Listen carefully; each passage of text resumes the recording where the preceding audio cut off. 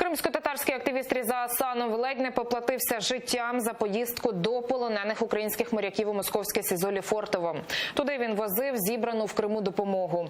У середу посеред білого дня поблизу Білогорська його побили кийками по спині і потилиці.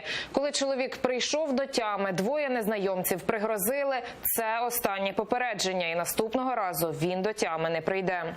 Про цей напад та хто може стати наступною жертвою російських окупантів у Криму далі в сюжеті.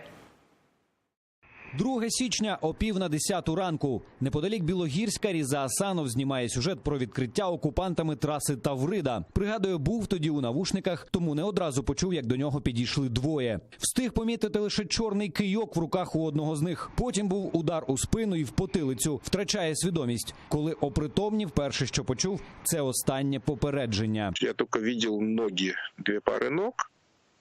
И фразы, да, одна из фраз была «это последнее предупреждение», а вторая фраза была о том, что в следующую нашу встречу ты сдохнешь. Струс мозку і забиття. І це він ще легко відбувся, вважає Риза Асанов. Активіст впевнений, це була помста йому за поїздку в Москву на побачення з полоненими моряками. І побили його не випадково. Каже, ті двоє чекали саме на нього. Я увидел машину, которая стояла сзади моей.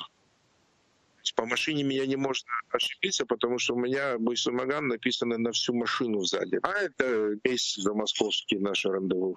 Российская пресса тут же начала говорить о том, что прошло 4 года возвращения Крыма, но крымские татари так і не інтегрувалися. Щойно зміг підвестися, Різа Асанов пішов до лікарні засвідчити побої. Далі заява в поліцію про напад і погрози. Вже сьогодні його викликав слідчий і заявив, вчорашнім висновкам лікарів не довіряє, потрібна ще консультація патологоанатома. Рано чи пізно Різа Асанов мав поплатитися за свою проукраїнську позицію, каже Наріман Джилял. Йти проти окупаційного режиму в Криму означає завжди бути під прицілом ФСБ.